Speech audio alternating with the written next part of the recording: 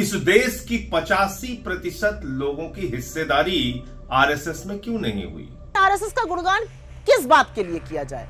अंग्रेजों की गुलामी करने के लिए, तिरंगे का बहिष्कार करने के लिए, आजादी के महानायकों से नफरत करने के लिए, बाबा साहब को अपशब्द कहकर उनकी फोटो जलाने के लिए। जो देशभक्त थे वो जंग में गए, जो गद्दार थे वो संग में गए। और मैं कह सकता हूं कि समाज को बांटने का अगर किसी का जिम्मा है तो आरएसएस का है। इन सब चीजों को महिमा मंडित करने का काम व्यवस्थित रूप से किया जा रहा है।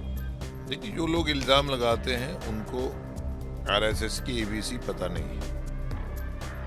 आरएसएस एक बहुत कैडर बेस्ड दुनिया की बड़ी ऑर्गेनाइजेशन है और जो पूरे देश में भाईचारे के लिए, नौजवानों के स्वास्थ्य के लिए, सेवा के लिए हाईली टेक्नोक्रेट, हाईली पढ़े लिखे लोग लातमा काम करते हैं और रीजन और रिलीजन और जबान से बालातर है। उनको किसी मजहब से कोई इख्तिलाफ नहीं है। अलबत्ता जो लोग इल्जाम लगाते हैं मिसक्रींट्स होते हैं और उनको आरएसएस का मालूम नहीं, स्ट्रक्चर मालूम नहीं, तो वो तो कुछ भी इल्जाम लगा सकते हैं। वो तो उनकी लाइन में। राष्ट्रीय स्वयंसेवक संघ वो संगठन जिसको 100 साल पूरे हो गए और 100 साल पूरे होते ही जहां एक तरफ सत्ता पक्ष भाजपा और आरएसएस के तमाम लोग आरएसएस की खूबियां गिना रहे हैं, तो वहीं विपक्ष ने अब जो है आरएसएस को जमकर घेर डाला है। जी हां, आरएसएस को लेकर विपक्ष, यहां तक कि चाहे फिर वो कांग्रेस हो, समाजवादी पार्टी के नेता हो या फिर आम आदमी पार्टी के तमाम संगठन, उन सभी ने आरएसएस की भूमिका को लेकर सवाल खड़े करने शुरू कर दिए हैं। सवाल कि आखिर आरएसएस की आजादी की लड़ाई में क्या भूमिका थी, सवाल कि आखिर समाज में आरएसएस का क्या योगदान है, वो सवाल कि आरएसएस जो देश में विभाजन की, नफरत की जो बात देखी जाती है, उसमें आरएसएस का क्या रोल है। इन तमाम मुद्दों को लेकर तमाम बड़े नेताओं ने बयान दिए। इस फहरिस्त में सबसे पहले आम आदमी पार्टी के राज्यसभा सांसद संजय सिंह ने आरएसएस पर जमकर हमला बोला। उन्होंने कहा कि आजादी की लड़ाई में आखिर आरएसएस का क्या योगदान था, वो पहले ये बात बताएं। जैन साथियों, आज आरएसएस के 100 साल पूरे हो रहे हैं, यानी कि राष्ट्रीय स्वयंसेवक संघ। नाम में क्या लिखा हुआ है? राष्ट्रीय। जब आप इसको पढ़ते हैं कि राष्ट्रीय स्वयंसेवक संघ है, तो ऐसा लगता है कि पूरे राष्ट्र का प्रतिनिधित्व है इसमें। लेकिन 100 साल पूरे होने पे मेरे कुछ सवाल हैं। वो तीखे भी हैं, कड़वे भी हैं, लेकिन सच्चे भी हैं। 100 वर्षों में इस देश की 85% लोगों की हिस्सेदारी आरएसएस में क्यों नहीं हुई? 100 वर्षों में एक भी दलित आरएसएस का प्रमुख क्यों नहीं हुआ? एक भी आदिवासी आरएसएस का प्रमुख क्यों नहीं हुआ? एक भी पिछड़े वर्ग का व्यक्ति आरएसएस का प्रमुख क्यों नहीं हुआ? कभी आपने सोचा, कभी आपने विचार किया कि आरएसएस जो अपने आप को राष्ट्रीय स्वयंसेवक संघ कहती है, उस आरएसएस में एक भी आरएसएस का प्रमुख 85% आबादी से नहीं है। छोड़ दीजिए आप, दलित, पिछड़ा, आदिवासी तो नहीं है, एक भी महिला आज तक आरएसएस की प्रमुख नहीं हुई। तो आप इसको एक दकियानूसी सोच वाला, एक संकुचित सोच वाला संगठन कह सकते हैं, जो संविधान के खिलाफ है, जो आरक्षण के खिलाफ है, जो दलितों के खिलाफ है, आदिवासियों के खिलाफ है, पिछड़ों के खिलाफ है, जो मनुवादी व्यवस्था में यकीन रखता है, जो जाति के नाम पर भेदभाव वाली व्यवस्था में यकीन रखता है, जो छूत और अछूत की व्यवस्था में यकीन रखता है, जो बाबा साहब डॉक्टर भीमराव अंबेडकर के खिलाफ है, उनके संविधान के खिलाफ है। ऐसे संगठनों से आपको सावधान रहना चाहिए। अब जहां संजय सिंह ने आरएसएस को लेकर जमकर बोला, तो वहीं दूसरी तरफ समाजवादी पार्टी के राज्यसभा सांसद रामजीलाल सुमन भी पीछे नहीं हटे। आरएसएस के संस्थापक हेडगेवार के लिए भारत रत्न की मांग को लेकर रामजीलाल सुमन ने कहा कि पीएम मोदी को चाहिए कि वो सरकार जाने से पहले हेडगेवार को तो दे ही दें और खुद को भी भारत रत्न से नवाज लें, नहीं तो बाद में जो सरकार आएगी वो क्या करेगी वो नहीं पता। ने मांग क्या क्यों की है? अगर देश के प्रधानमंत्री श्री नरेंद्र मोदी चाहेंगे तो उनको भारत रत्न मिल ही जाएगा।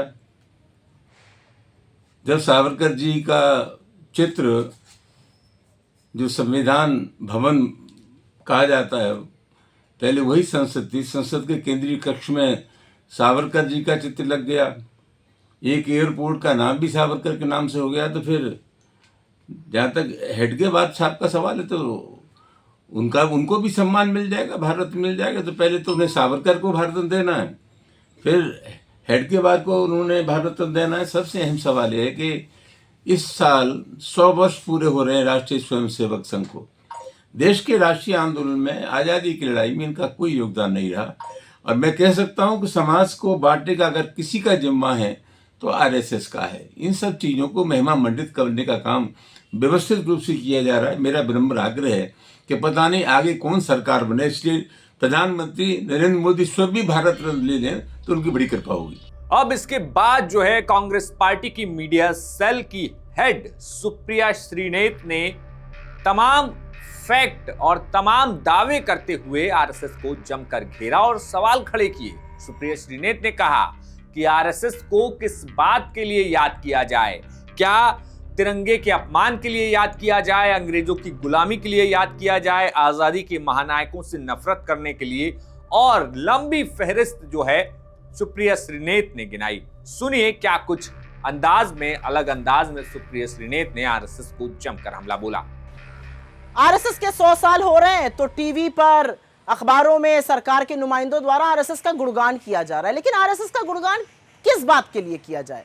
अंग्रेजों की गुलामी करने के लिए, तिरंगे का बहिष्कार करने के लिए, आजादी के महानायकों से नफरत करने के लिए, बाबा साहब को अपशब्द कहकर उनकी फोटो जलाने के लिए, संविधान की प्रतियां फूंकने के लिए, देश के पहले आतंकवादी और महात्मा गांधी के हत्यारे नाथूराम गोडसे को प्रेरित और पोषित करने के लिए, सरदार पटेल द्वारा हिंसा और नफरत के लिए आरएसएस पर बैन लगने के लिए, अंग्रेजों को चिट्ठी लिखकर आजादी के आंदोलन के दमन कैसे किए जाएं उसके तरीके सुझाने के लिए, भगत सिंह से लेकर चंद्रशेखर आजाद और तमाम क्रांतिकारियों को अराजक कहने के लिए, 1930 के सिविल डिसोबीडियंस मूवमेंट का बहिष्कार करने के लिए, या 1942 के भारत छोड़ो क्विट इंडिया मूवमेंट का बहिष्कार करने के लिए, जिन्ना की मुस्लिम लीग के साथ मिलकर Sindh, North West Frontier Province, Bengal में सरकारें चलाने के लिए, शुरू से मनुस्मृति की वकालत करने के लिए जो महिलाओं को सदैव आश्रित रहने की सीख देती है, महिलाओं को दोयम दर्जा समझने के लिए और देने के लिए अपनी संस्था तक में जगह नहीं दी गई है,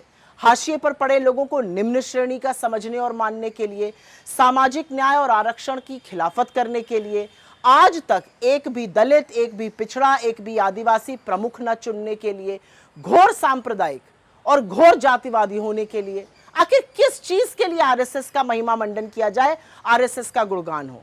ये जो लाल किले की प्राचीर से नरेंद्र मोदी जी ने आरएसएस का महिमा मंडन किया, ये असल में बौखलाहट है कि किसी भी तरह उसे कुछ मान्यता मिल जाए, लेकिन ना भाषण से, ना सिक्का जारी करने से आरएसएस का सिया सच बदला जा सकता है।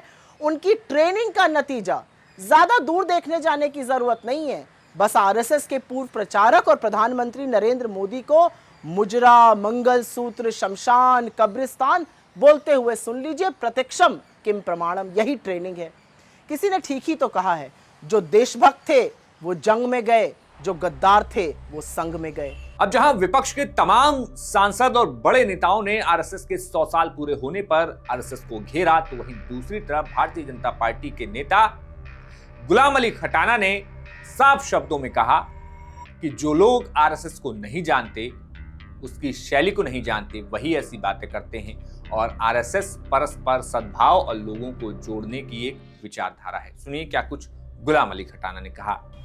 देखिए, जो लोग इल्जाम लगाते हैं उनको आरएसएस की एबीसी पता नहीं। आरएसएस एक बहुत कैडर बेस्ड दुनिया की बड़ी ऑर्गेनाइजेशन है, और जो पूरे देश में भाईचारे के लिए, नौजवानों के स्वास्थ्य के लिए, सेवा के लिए हाईली टेक्नोक्रेट, हाईली पढ़े लिखे लोग लातमा काम करते हैं, और रीजन और रिलीजन और ज़बान से बालातर है। उनको किसी मज़हब से कोई इख्तिलाफ नहीं है। अलबत्ता जो लोग इल्ज़ाम लगाते हैं वो मिसक्रींट्स होते हैं और उनको आरएसएस का मालूम नहीं, स्ट्रक्चर मालूम नहीं, तो वो तो कुछ भी इल्ज़ाम लगा सकते हैं। वो तो उनकी लाइल्मी है। आपको बता दें कि आरएसएस की शुरुआत जो है नागपुर में केशव बालीराम हेडगेवार ने की थी, जहां पर एक दर्जन 2 दर्जन लोगों के साथ ये संगठन की शुरुआत की गई थी। खासतौर पर विजयदशमी के दिन आरएसएस अपना स्थापना दिवस मनाता है और इस दिन नगर भ्रमण या फिर नगर परेड जिसे कहते हैं वो सब निकाली जाती है। ऐसे में आज फिर नगर परेड निकाली जा रही है। आरएसएस के तमाम लोग अपने अपने क्षेत्रों में परेड करते हुए पद संचलन जिसे कहा जाता है और खासतौर पर विजयदशमी के दिन शस्त्र पूजन का कार्यक्रम भी जो है आरएसएस करती है। लेकिन अब जब 100 साल पूरे हो रहे हैं तो जहां एक तरफ सत्ता पक्ष और आरएसएस तमाम कैडर, तमाम कार्यकर्ता उसका जश्न मना रहे हैं, तो वहीं विपक्ष भी उसी मजबूती के साथ सवाल पूछ रहा है कि आखिर स्वतंत्रता की लड़ाई में आरएसएस कहां था, तो वहीं साथ ही साथ कि देश के इन हालातों पर आरएसएस अब कहां है। आपका इस खबर पर क्या कुछ कहना है हमें कमेंट बॉक्स में बताइए। देखते रहिए द हिंदी टॉप। शुक्रिया।